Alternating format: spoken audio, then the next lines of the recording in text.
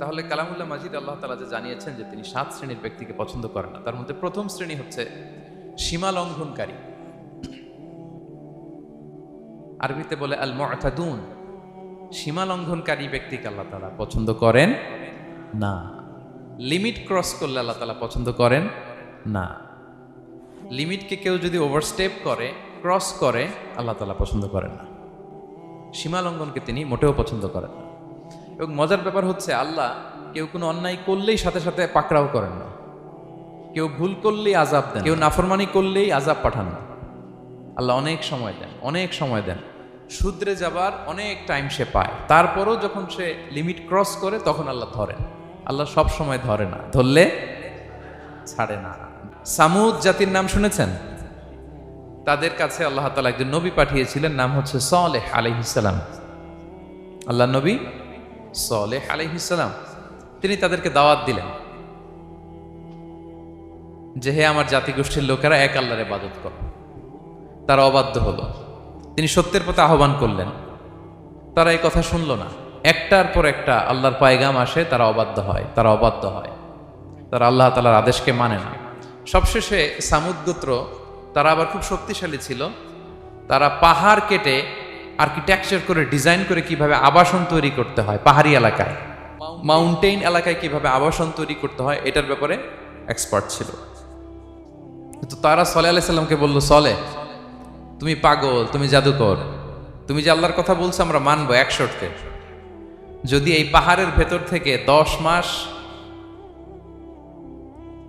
গর্ভধারিণী একটা উট যদি বের করে আনতে পারো, এমন একটা শি ক্যামেল উট যদি বের করে আনতে পারো, যেই ওটের পেটের ভেতরে একটা বাচ্চা থাকবে এবং ওটটা পাহাড় থেকে বের হয়েই বাচ্চা ভূমিষ্ঠ করবে, এরপরে ওটের দুধ যেন আমরা খেতে পারি, তুমি যদি এইটা দেখাইতে পারো তাইলে বুঝবো তুমি সত্য নবী। দোয়া করলেন, আল্লাহ আমার এই জাতি সামুদ, তারা তো চেয়েছে যে পাথর ভেতর থেকে যদি একটা উট বেরোয়, ওট যদি বাচ্চা দেয় আর দুধ দেয়, তাহলে তারা তোমাকে মেনে নেবে। আল্লাহ তুমি মেহেরবানি করে এই মিরাকেল, এই মুআজিজা তুমি তাদের দেখিয়ে দাও। আল্লাহ তাআলা দোয়া কবুল করলেন। হাজার হাজার মানুষের সামনে চাক্ষুষ দিবালোকের মুহূর্তে পাথর ভেঙে একটা উট বেরিয়ে এলো বিশাল আকৃতির, এবং 10 মাস গর্ভধারিণী উট, সাথে সাথে এই উট বেরিয়ে বাচ্চা প্রসব করল,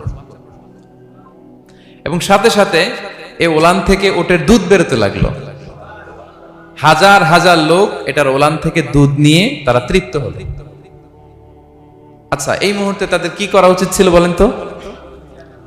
আশহাদু আল্লা ইলাহা ইল্লাল্লাহ ওয়া আশহাদু আন্না মুহাম্মাদুর রাসূলুল্লাহ ওয়া আশহাদু আন্না সালিহান নাবিয়্যুল্লাহ, এটা পড়া দরকার ছিল না? দরকার ছিল। কিন্তু তারা একের পর এক গোয়ার তুমি করতে করতে করতে করতে চাক্ষুষ দিনের বেলা এত বড় একটা মুআজিজা দেখার পরেও তারা অস্বীকার করলো। সাল্লাল্লাহু আলাইহি ওয়াসাল্লাম বললেন, তোমরা তোমাদের ওয়াদা পূরণ করো। তারা বলল, তুমি বড্ড বড় জাদুকর, তুমি যেন তেন জাদুকর না, তুমি পাহাড়ের ভেতরে জাদু ঢুকাই ফেলছো। কি মনে হয় তারা লিমিট ক্রস করে ফেলছে না? এবার ক্রস করছে না? তারা সীমা লঙ্ঘন করে ফেলেছে। দে ক্রসড দেয়ার লিমিট। এবার তো আর ছাড় দেয়া যায় না, কারণ আমি আপনাদের বলেছি শুরুতে যে আল্লাহ সব সময় ধরে না, কিন্তু যখন ধরে ছাড়ে না। আযাব চলে আসলো। কি আযাব? আর্থকোয়েক আর রাজফা, পুরো ভূখণ্ড কেঁপে উঠলো। কেঁপে ওঠার সাথে সাথে সব মাটিতে পড়ে গেল। 2 নাম্বার আসলো সাউন্ড ওয়েভ, শব্দ নিনাদ, প্রচন্ড শব্দ তরঙ্গ। জিবরাইল আলাইহিস সালাম ওই এলাকার উপরে এসে এমন জোরে এক চিৎকার মারলেন, ওই চিৎকারে সামুদ গোত্রের প্রতিটি লোক কানের পর্দা ফেটে মুহূর্তের মধ্যে লাশ হয়ে জমিনে পড়ে রইল। Because they cross their limit. তারা তাদের লিমিট ক্রস করেছে। আর যারা লিমিট ক্রস করে, যারা সীমা লঙ্ঘন করে, তাদেরকে আল্লাহ তাআলা পছন্দ করেন না। আপনারা লূত আলাইহিস সালামের নাম শুনেছেন? উনি আল্লাহর একজন নবী ছিলেন। ওনাকে আল্লাহ তাআলা জর্ডান, বর্তমানে যে জর্ডান দেশ আছে, সেখানে পাঠিয়েছিলেন। একটা কমিউনিটি ছিল সাদুম কমিউনিটি। ওই সাদুম কমিউনিটিতে তিনি এসেছিলেন। তিনিও দাওয়াত দিলেন, ইয়া কওমি ইবুদুল্লাহ মা লাকুম মিন ইলাহিন গায়রু, হে আমার কওমের লোকেরা, আল্লাহর ইবাদত করো, আল্লাহকে মেনে নাও। ওরা অস্বীকৃতি জানালো। সত্যের পথে আহ্বান করলেন, অস্বীকৃতি জানালো। ওরা, ওদের পাশ দিয়ে ক্যারাভেন যেত, কাফেলার লোকেরা ডাকাতি করত। ডাকাতির শাস্তির ব্যাপারে তিনি ভয় দেখালেন। তারা নিবৃত হলো না। এমনকি তারা সমলিঙ্গের প্রতি যৌন আকর্ষণ বোধ করতো না, আউযুবিল্লাহ। তিনি নানাভাবে হৃদয় নিংড়ানো ভাষা দিয়ে দাওয়াত দিলেন, কিন্তু তারা মানল না। তারা এই পাপ কাজ করতেই লাগলো। আল্লাহ তাআলা ফেরেশতা পাঠিয়েছিলেন ওনার কাছে পুরুষের আকৃতিতে। তারা এই আল্লাহর পাঠানো ফেরেশতাদের সাথে এই অপকর্ম করার প্ল্যান করেছিল। তারা মনে করেছিল সাধারণ মানুষ, আসলে এগুলো ছিল কি আল্লাহর ফেরেশতা। তো আল্লাহর ফেরেশতার সাথে যেহেতু এরকম পাপ কাজের চিন্তা করেছে, তার মানে দে ক্রস দেয়ার লিমিট। কি বলেন? সীমা লঙ্ঘন করে ফেলছে। আযাব, পানিশমেন্ট তাদের জন্য অবধারিত হয়েছে। আল্লাহ তাআলা শাস্তি দিলেন। কি শাস্তি দিলেন? সিম্পল। জিবরাইল আলাইহিস সালাম এসে পুরো শহরটাকে উঠাইয়া উল্টায় ফেলে দিলেন। আল জাযাউ মিন জিনসিল আমাল, যে যেরকম পাপ করে তার শাস্তি এরকম। ওরাও স্বাভাবিক মানুষের যে নেচার, এটার উল্টায় ফেলছে। কি বলেন? পুরুষ আকৃষ্ট হবে, সেক্সুয়াল অ্যাট্রাকশন ফিল করবে নারীর প্রতি, নারী পুরুষের প্রতি। এই যে নেচারকে উল্টাইছে না, আল্লাহকে তোদের শহরটারে উল্টাই দিলাম। জিবরাইল আলাইহিস সালাম এসে পুরো সাদুম শহরটাকে আকাশে উঠিয়ে একটা আছাড় মারলেন, আপসাইড ডাউন। উপরের অংশ চলে গেল নিচে, সব মাটির অতল গহ্বরে। ফাজআলনা আলিয়াহা সাফিলাহা ওয়া আমতারনা আলাইহিম মিন সিজারাতিন মিন সিজিলিম মানদুদ। আল্লাহ বললেন, উপরের অংশ নিচে নিয়ে নিলাম, পুরো শহরটারে উল্টে দিলাম, আর পাথর বৃষ্টি বর্ষণ করলাম, সব শেষ। ওই জায়গাটা আজও আছে, ওইটা জর্ডান এবং ইসরায়েলের সীমান্তে। এটাকে এখন বলে মৃত সাগর, আল বাহরুল মাইয়িত আরবিতে, ইংরেজিতে বলে ডেড সি। কি সি? Dead sea. মৃত সাগর কেন? কারণ ওখানে কোনো প্রাণী জন্মায় না। ওই সাগরে কোনো মাছ নাই, কোনো ব্যাঙ নাই, এমনকি কোনো শ্যাওলাও নাই। গজবের জায়গা। লবণের density at least 10 times more than the natural sea. সাধারণ সাগরের পানিতেই তো কত লবণ, আমরা মুখে নিলে রাখতে পারি এত লবণ। ওইটার চেয়ে কমপক্ষে 10 গুণ বেশি লবণাক্ত। গজবের জায়গা, আযাবের জায়গা। এবং আযাব কেন এসেছে? They cross their limit. তারা সীমা লঙ্ঘন করেছে। আর ইন্নাল্লাহা লা ইউহিব্বুল মুতাদিন, আল্লাহ তাআলা সীমা লঙ্ঘনকারীকে পছন্দ করেন না। আরেকজন নবীর কথা বলে এই পয়েন্টটা শেষ করি। মূসা আলাইহিস সালাম, ফেরাউনের হেদায়েতের জন্য আল্লাহ তাআলা মূসা আলাইহিস সালামকে পাঠিয়েছিলেন। তিনি নানাভাবে তার ভাইকে নিয়ে দাওয়াত দিতে লাগলেন, কিন্তু ফেরাউন এই কথা মানে না। ফেরাউন বলে, তুমি যে নবী, প্রমাণ কি? মূসা আলাইহিস সালাম বলেন, দেখো এই যে আমার হাতে লাঠি। উনি এমন নবী ছিলেন, উনি লাঠি মাটিতে রেখে দিলে ওটা মুহূর্তে সাপ হয়ে যেত। তো মাটিতে তিনি লাঠি রাখলেন, এটা মুহূর্তে সাপ হয়ে গেল, যে এই যে আমি নবী। মানে না, বললেন আরো কিছু দেখা। তো মূসা আলাইহিস সালাম বগলের এখান থেকে হাত উঁচু করলে নূরের ঝলকানি হাতের মধ্যে দেখা যেত। উনি নূরের ঝলকানি দেখালেন, এরপরও মানে না। এরকম একটার পর একটা আল্লাহ নবী মূসা আলাইহিস সালাম মুআজিজা দেখাতে লাগলেন, কিন্তু ফেরাউন মানে না। শুধু মানে না এতটুকুই না, সবশেষে আল্লাহ নবী মূসা আলাইহিস সালামকে অ্যাসাসিনেশন, হত্যার পরিকল্পনা করলো তারা, যে বনি ইসরাইল, মূসা এবং মূসার অনুসারী যারা আছে দুনিয়া থেকে সরাই দিতে হবে।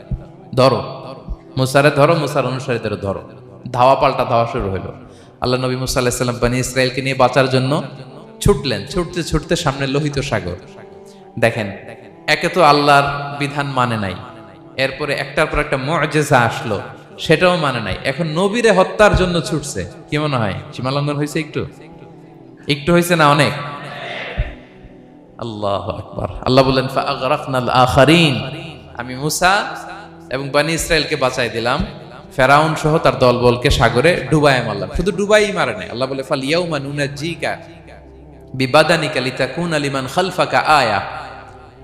ফেরাউনকে লোহিত সাগরে তো ডুবিয়েছেই। আল্লাহ বলেন, ফেরাউন, তোর অনুসারী যারা পৃথিবীতে থাকবে, তোর চালা চামুন্ডা যারা থাকবে, তোর খালাতো ভাই চাচাতো ভাই যারা দুনিয়াতে বেঁচে থাকবে, তাদের জন্য তোর লাশটারে আমি শুটকি বানিয়ে রাখলাম up to the day of judgment. কিয়ামত পর্যন্ত ফেরাউনের লাশটা মিশরের জাতীয় জাদুঘরে ড্রাই বডি হিসেবে আছে। আমি নিজে দেখে এসেছি, নিজ চোখে মমিফাইং করে শুটকি বানায় রাখছে।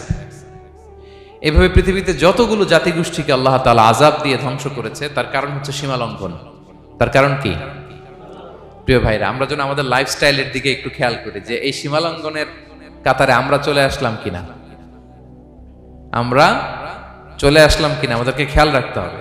আল্লাহ তাআলা সীমা লঙ্ঘনকারীকে পছন্দ করেন না। ইন্নাল্লাহা লা ইউহিব্বুল মু'তাদিন। তিনি সীমা লঙ্ঘনকারীদেরকে পছন্দ করেন না। এমনকি রাসূলুল্লাহ সাল্লাল্লাহু আলাইহি ওয়াসাল্লামের বায়োগ্রাফি যদি আমরা খেয়াল করি, আমরা দেখব যে তিনি যখন যুদ্ধের জন্য অভিযান পরিচালনা করতেন, দল পাঠাতেন, সেনাবাহিনী পাঠাতেন, তখন তাদেরকে বলতেন, খবরদার যুদ্ধের ময়দানে সীমালঙ্ঘন করো না, সীমালঙ্ঘন করো না, খবরদার। যুদ্ধে যদি কেউ হেরে যায়, বন্দীদের সাথে খারাপ আচরণ করো না। ওরা হেরে গেছে বন্দী, আপনি চাইলে তার কান কেটে দিতে পারবেন, নাক কেটে দিতে পারবেন, আকৃতি বিকৃতি করতে পারবেন না। বিষ্ণু ইসলাম বললেন, খবরদার সীমালঙ্ঘন করো না। যেখানে যুদ্ধে গিয়েছো ওই এলাকার শিশুদেরকে মেরো না,